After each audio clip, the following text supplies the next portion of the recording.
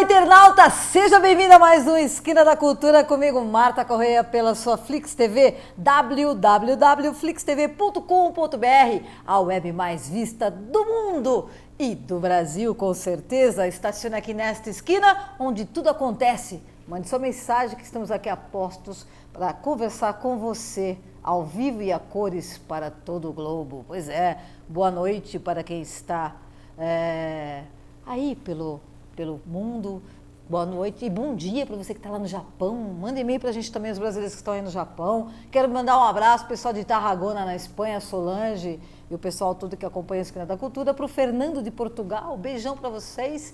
E hoje a pauta muito legal, nós vamos falar sobre um assunto que está aí completamente chegando no seu ponto final, que é a política, né? Hoje, esse ano de eleições, as eleições estão aí batendo na porta, e hoje eu tenho aqui o prazer de receber ela, que é jornalista, política, enfim, tem obras publicadas, artigos, e eu quero falar hoje com a Kátia Saízi. Seja bem-vinda ao Esquina da Cultura.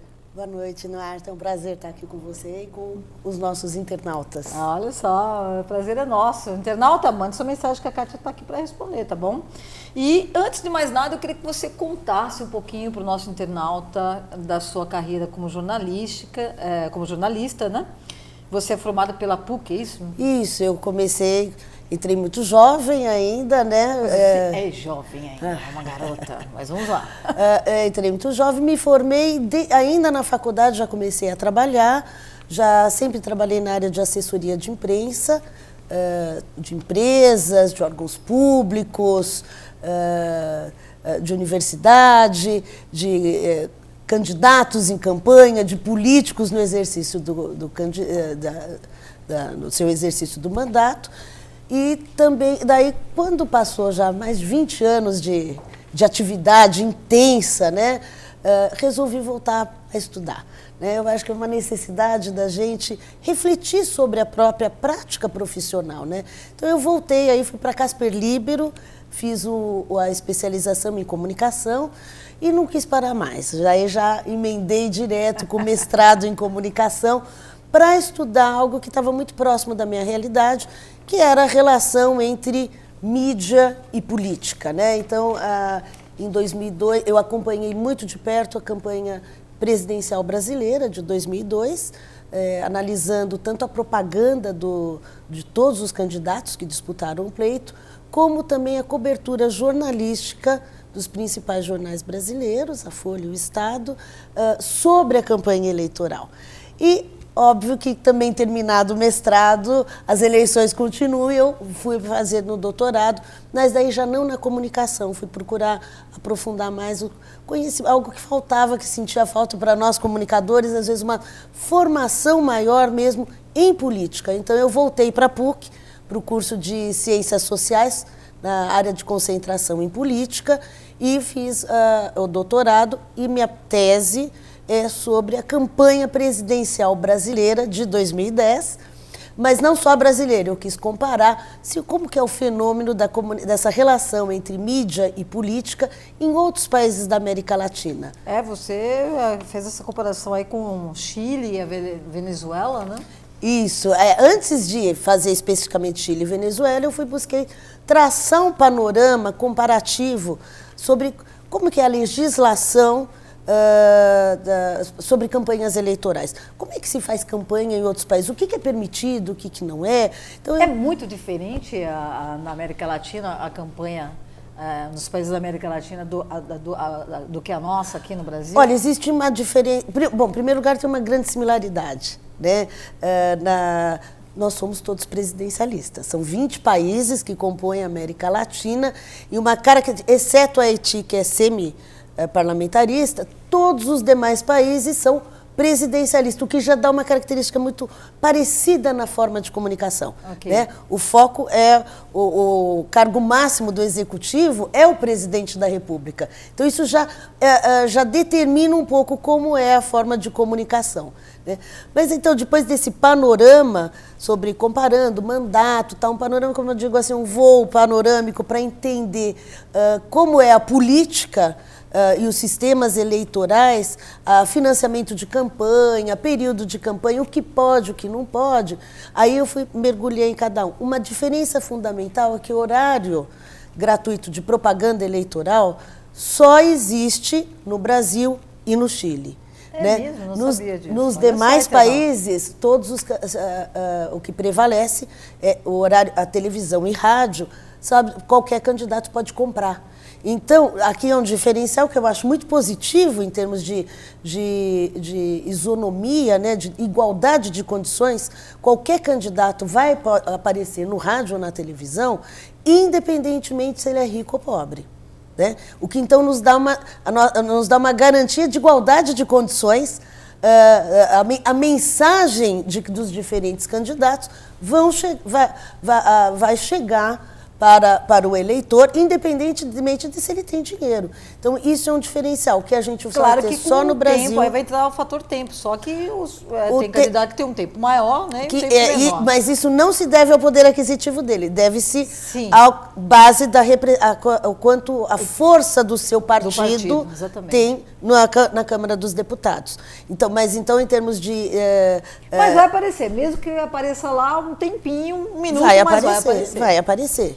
Então, a gente já é uma garantia de que qualquer um de nós, como brasileiros, que viermos um dia nos candidatar, a gente sabe que tem garantido em lei o nosso tempo de televisão e rádio. A nossa legislação também é muito diferente dos outros países? Há bastante divergências em termos de financiamento de campanha, né? Tem países que não permitem... Como essa busca lá nos outros países? Não permite o quê, por exemplo? Por exemplo, não permite dinheiro de estrangeiro, aqui também não. Mas existem várias categorias, o que pode ser feito, o que não pode. Há várias distinções. Mas, fundamentalmente, as campanhas são feitas usando os meios de comunicação de massa, né? Especialmente considerando campanhas presidenciais, que você tem que falar com uma nação, é impossível se pensar na comunicação sem os meios de comunicação de massa, como os jornais, revistas, o material impresso, TV, rádio e hoje a internet. Sim, mas antes, o material impresso, nós estamos aí pelas ruas e existe todo esse material colocado, exposto, e a mim não me agrada muito, é uma coisa muito poluída para mim. Eu acho que esse tipo de material poderia não circular, fazer só uma campanha no rádio, na TV, nos jornais, revistas, enfim, mas não esse monte de cartazes, de fotos. Mas olha, houve uma mudança já bastante drástica na nossa legislação, das últimas eleições para cá. Hoje, por exemplo, não tem outdoor. Isso, né? Independente da cidade de São Paulo ter mais outdoor, não tem, existe uma série de restrições sobre a questão de uso de material. Hoje não tem colado, a gente não passa cada poste, não se pode usar os postes para veiculação desse material. Que antigamente também até os muros eram usados, lembra disso? Os muros? Todos os muros eram usados, os prédios, aquelas paredes. Era uma verdadeira poluição. E a gente já vem diminuindo, a nossa legislação está se aperfeiçoando nesse aspecto. Então, há bastante restrições. Então, se a gente observar, pegar fotos de alguns anos atrás, de algumas eleições atrás, está muito mais limpa. Poderá ficar muito mais limpa ainda, eu acho que caminhamos por um aperfeiçoamento. E já que você está falando dessas novas mídias, né? Nós temos a Web TV, por exemplo, né? A TV pela internet, que é o caso aqui da Flix TV, que os candidatos estão usando também. Sim. O que você acha dessa nova mídia? Olha, eu acho que é um espaço alternativo. Os espaços alternativos estão sendo... acho que devem ser aproveitados ainda mais para promover a troca de ideias, o debate de programas. Então, eu acho bastante válido. A gente está vendo, não só no Brasil, uma mudança no cenário, no uso mídias alternativas como rádios comunitárias, TVs via internet, redes sociais e sites. Então, e isso está mudando o cenário da disputa mesmo, né? Porque não é só não basta apenas os meios de comunicação de massa tradicional. Os diferentes candidatos têm outros meios e que, como tudo é novo para todo mundo, então nós temos novas oportunidades e desafios para os candidatos nesse sentido. A gente ouviu falar até hoje, né, muito que quem elege o presidente do país é a mídia. A grande mídia, enfim, as emissoras de TV. Você acha que isso... Quem elege mesmo? Ou é o povo? Eu sou... Quem ou a mídia realmente manipula o povo para que a tal candidato vença as eleições? Eu não acredito muito nisso, mas vamos ver você que é doutora nisso. Eu acho que há um papel ainda importante, o papel da mídia tradicional, para a construção e desconstrução de imagens, não apenas dos políticos, mas Sim. também de qualquer ser humano, né? Se torna celebridade ou não, conforme ocupando os espaços nos meios de comunicação. Mas não só. Hoje, com a ascensão desses novos meios de comunicação, a gente vê candidatos que não têm nem grande tempo de televisão e rádio, né? Que vão conseguir se relacionar, se comunicar com o seu eleitor por outras vias. Da mesma maneira que nós estamos vendo pessoas surgindo, se tornando famosas, né, sem o uso de publicidade tradicional, né, e vai construindo relacionamentos. É um momento novo, que eu vejo que da sociedade atual, que as relações passam não apenas pelo pessoal. Teve um tempo que a política era só no contato corpo a corpo, o pessoal. Sim. Isso daí passa para os meios de comunicação de massa. E hoje, nas relações pessoais, nós também estamos tendo uma relação virtual. Na política também vai sentir isso. Então, é um reflexo da nossa própria sociedade que passa a ter esse tipo de relacionamento. Então, os candidatos que melhor estão aproveitando o meio para construir, dialogar, ouvir o seu eleitorado, usar essas ferramentas, né? Exatamente, estão ganhando espaço, assim como outras pessoas estão construindo também a sua mensagem. Ok, e o horário político, né? Muita gente não vê, odeia, mas eu acho que é imprescindível que se veja o horário político, você não acha?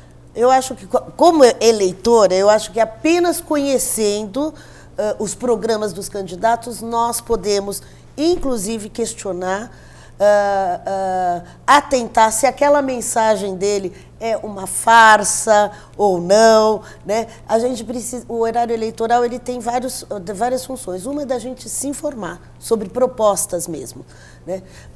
E reforçar as nossas, aquilo que nós queremos, as nossas escolhas. Então, ele fornece elementos racionais para a escolha do voto.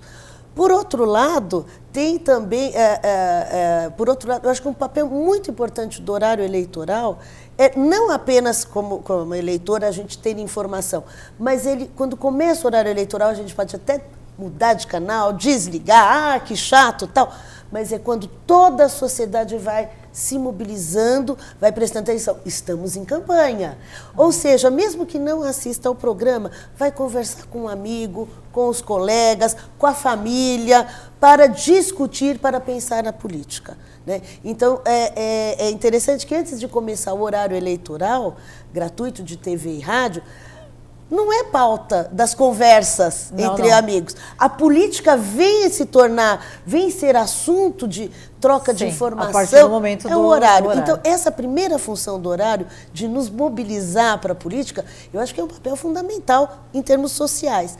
Em termos individuais, o horário eleitoral ele pode não satisfazer todas as nossas necessidades de informação, mas ele já nos mostra muito de quem são os candidatos, quais são as suas propostas, né? Como eles se colocam em relação aos demais.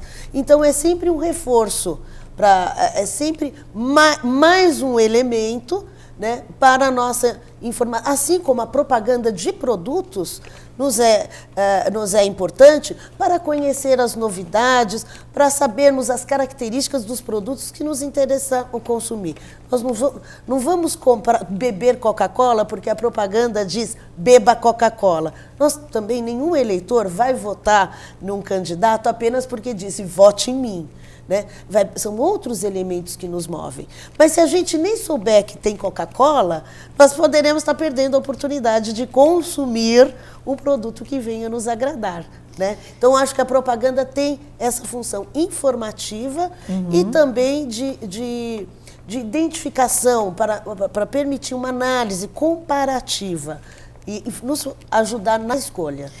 Mas esse novo modo de fazer política também não dispensa, claro, o modo clássico de se fazer político. Esse ainda está ali e continua o corpo a corpo, por exemplo. Corpo a corpo. Fundamental. Um candidato que fica fechado em gabinete ou só no estúdio gravando propaganda, fechado não. É fundamental, a política é uma arte, né, de ouvir as demandas da sociedade. E transformar isso... E dinâmica também, né? Exatamente. Está sempre ali, mudando. Mudando sempre. Porque as contingências mudam. O Brasil, de 4 anos atrás... Era outro. Era outro. De 8 anos atrás, era outro. Então, com certeza, as demandas, as necessidades, os anseios dos brasileiros estão mudando.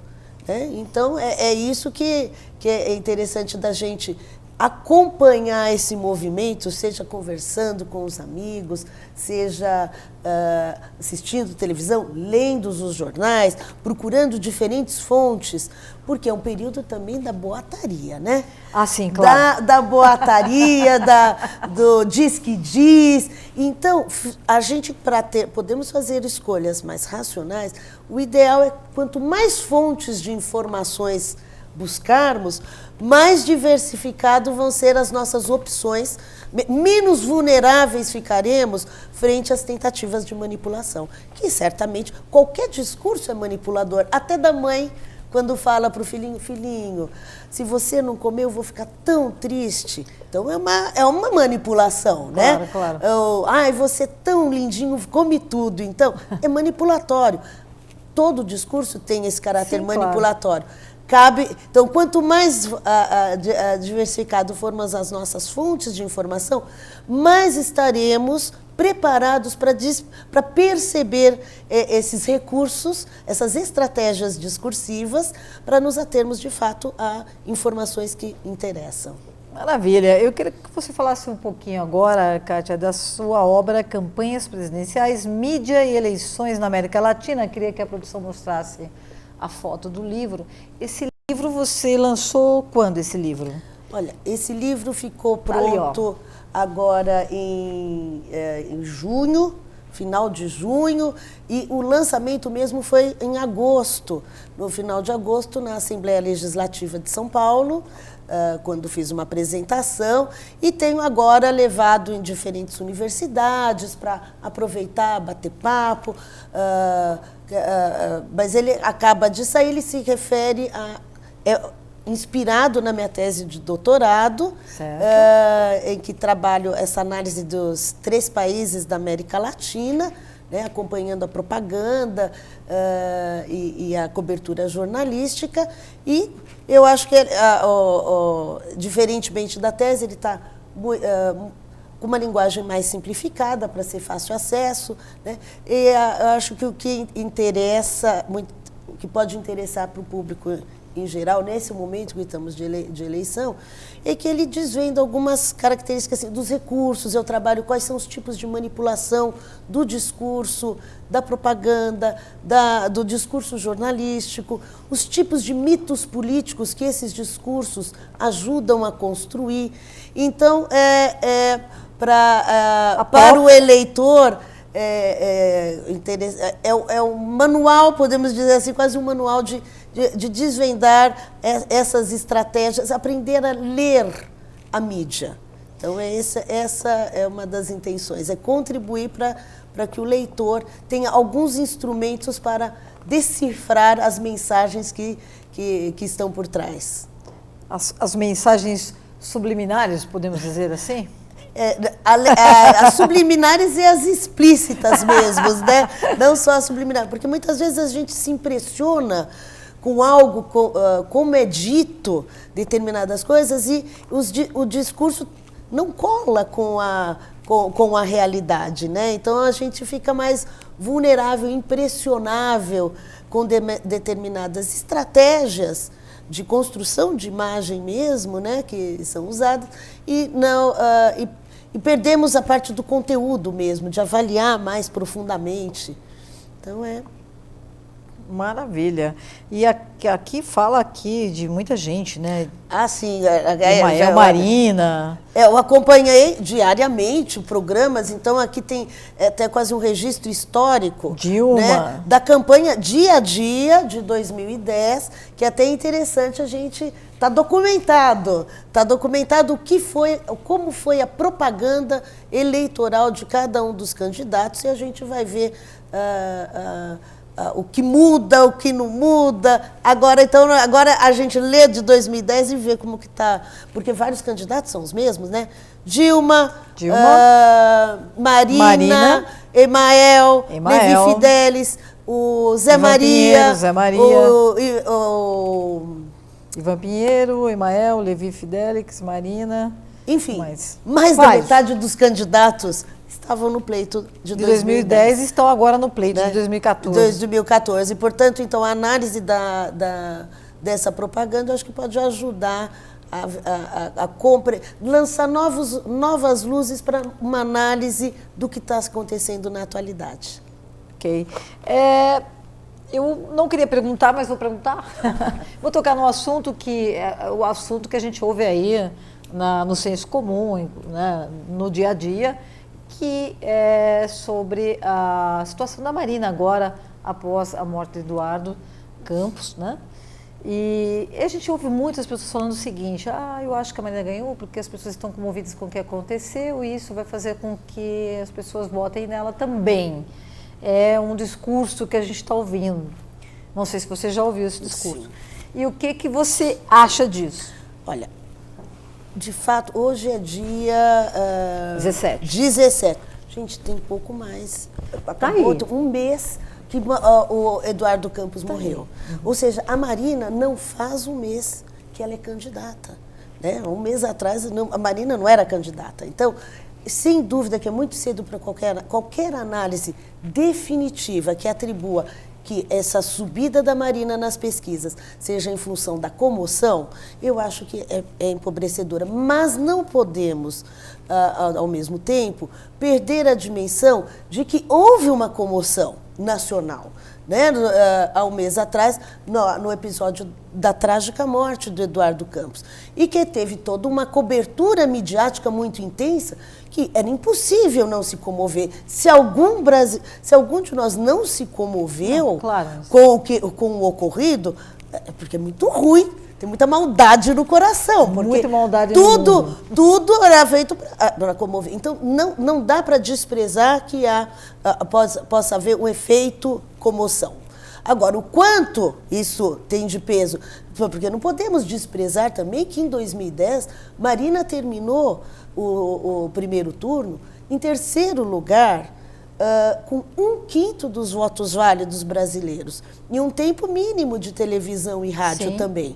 Né? Ela começa a campanha eleitoral 3 meses antes, com traço na pesquisa, era insignificante, 2%, 3%, e vai crescendo e chega a 1/5 dos votos válidos. Ou seja, quando Marina volta a ser candidata, agora, é lançada candidata pelo PSB, substituindo Eduardo Campos, ela já vem com um capital político bem diferente.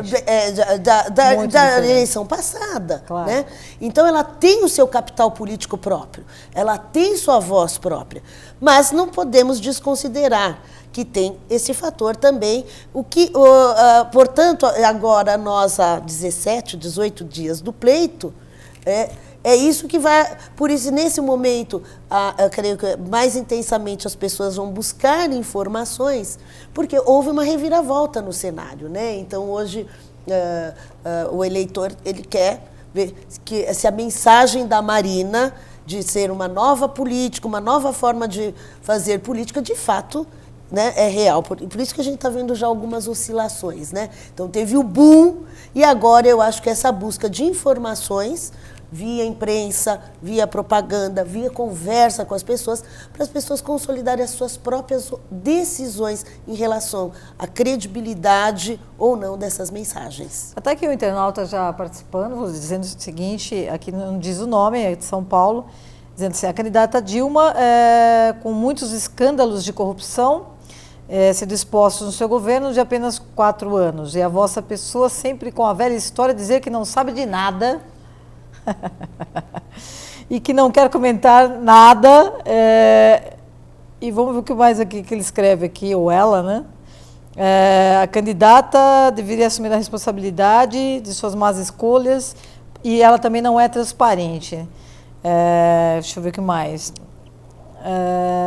Se vierem mais 4 anos, o que será do governo e será que o pessoal continuará não sabendo de nada? Olha, se for o candidato que for eleito, vai ser um reflexo da nossa própria sociedade, né? Então, é isso que... Da democracia é isso, né? É justamente os eleitos... Então, eu não acho que tem um candidato certo ou errado. É simplesmente um reflexo profundo dos anseios de uma maioria da sociedade brasileira. Então, o que vier é reflexo do que nossa sociedade deseja mesmo. Então, não tem erro e acerto aí. Mas ele pode até depois falar assim, errei, né? Mas não, acreditei numa coisa e era outra. Né? Mas, nesse momento, é no que as pessoas estão acreditando. É o custo do nosso voto. Pois é. E aqui o pessoal falando muito também do escândalo da Petrobras e falando também... deixa eu ver aqui. O pessoal está falando tanta coisa aqui. Mas é muito interessante que, é o que você disse, a gente vê que a política agora... Despertou. E desperta seja para mesmo. manifestar suas opiniões pessoais, passionais, né? O que é importante nesse momento, independente porque cada um de nós já provavelmente tem poucos, diminuiu muito o número de indecisos, então a grande maioria já se decidiu.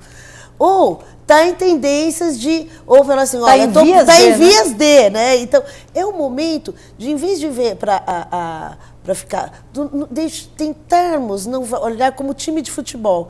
Se eu sou Corinthians e você é Palmeiras, a gente não vai se falar, já cria uma hostilidade. Esse é o momento, se a gente tratar a política pensando no futuro, é mais do que um time, é mais do que um campeonato de futebol. Né? Nós estamos definindo, devemos escolher nossos candidatos em função... Que vão ficar aí 4 anos. 4 anos, nos pelo representando. Menos, e tomando decisões em relação à economia, em relação à vida social, em relação às formas de convívio em sociedade. Então, buscarmos fazer escolhas não tão passional, deixa para torcer, mas no campo de futebol, para o seu Corinthians, porque não podemos tratar como um Fla-Flu, ou um Corinthians versus São Paulo, né, como time, porque as consequências não é só levantar a taça ou não, né? As consequências vão determinar o futuro do nosso país, que tem uma importância, né, fundamental no cenário mundial. É isso aí. Eu vou pedir licença só um minutinho para você, mas eu tenho que falar da minha querida Sua Majestade, www.suamajestade.com.br. Você precisa transportar a sua carga para qualquer município do Nordeste, qualquer um. É só entrar em contato com a Sua Majestade que você terá um atendimento classe A lá com a Cristina, com o Ricardo, e a sua carga vai chegar com pontualidade e também a Sua Majestade é excelência em segurança. Sua carga vai chegar para o seu destino com total pontualidade e segurança. Portanto, o transporte de carga é com a Sua Majestade. www.suamajestade.com.br. A gente está chegando no final do programa, mas eu queria que você dissesse para o nosso internauta que deseja adquirir a sua obra, o livro da Kátia Saiz, que fala sobre campanhas presidenciais, mídia e eleições na América Latina. E aí, como é que as pessoas adquirem a obra? Olha, pode ser, ela está em livrarias, mas assim... Melhores livrarias do ramo? Mas eu acho que para o internauta fica fácil na própria editora, da editora, foi publicado pela editora Medianis, uma editora de Porto Alegre, na área acadêmica, que tem outras obras na área acadêmica, e o site é www.medianis.com.br. Então, a loja virtual é possível comprar. Quem quiser, como eu disse, eu estou fazendo encontros para bater papo com mais tempo. Tenho já 2 encontros marcados presencialmente, onde vai ser uma oportunidade de aprofundar a discussão.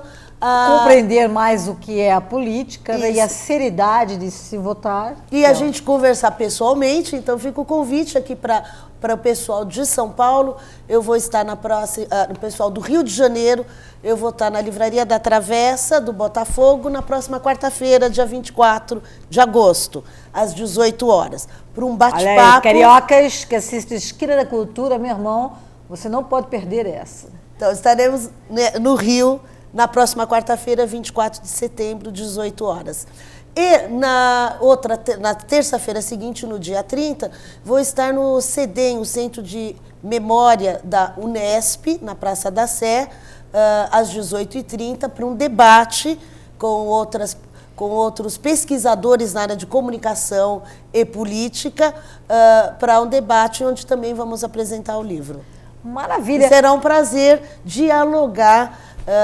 É um prazer, obviamente, estar aqui dialogando virtualmente, mas, como a gente estava dizendo, né, no início do nosso encontro, nada dispensa o encontro pessoal, claro. e o contato direto, né, com as pessoas. Então, para mim, vai ser um prazer poder dialogar, trocar ideias, enriquecermos esse debate. Eu fico muito feliz de vermos que, depois do Brasil encerrar a ditadura em 85, ou seja, não é tanto tempo assim. Não. Né? É não recente. É nós já caminhamos muito em termos da construção de uma sociedade democrática. Ainda bem, temos que caminhar mais e melhorar a cada dia, e também a cada dia mais o internauta compreender a importância do voto, que é a única voz que nós temos, nós cidadãos, de mudar as coisas para melhor. É ou não é? É isso aí.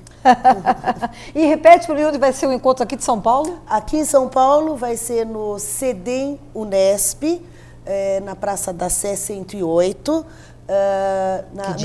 no dia 30 de setembro, às 18h30. Um debate.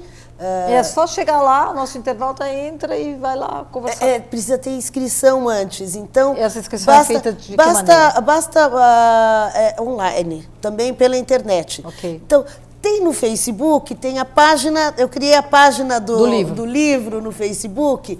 Então, campanhas, basta fazer uma busca, campanhas presidenciais, mídia e eleições na América Latina, que está já com o evento tanto do Rio quanto o próximo daqui de São Paulo. É só jogar o nome da Kátia lá, Kátia Saisi, S-A-I-S-I, Saisi, que você, o nosso oráculo Google, vai achar a Kátia para você, internauta. Você tem um blog, alguma coisa assim também ou não? Não, eu tenho o site da minha empresa, que é uma empresa de comunicação, que também a gente lá sempre mantém informações. É uma empresa de comunicação. É a Pluricom, com M, então comunicação plural, lembra disso? pluricom.com.br. E se quiser para receber os nossos informes, basta só deixar o seu e-mail, que a gente passa diariamente, a gente está passando informações sobre lançamento de livros, eventos, notícias dos nossos clientes. Então, fica uma forma de contato permanente. Olha, é uma delícia conversar com você. Eu tive uma aula aqui de política hoje e grande professora também. Você é docente, né, como a gente falou no começo.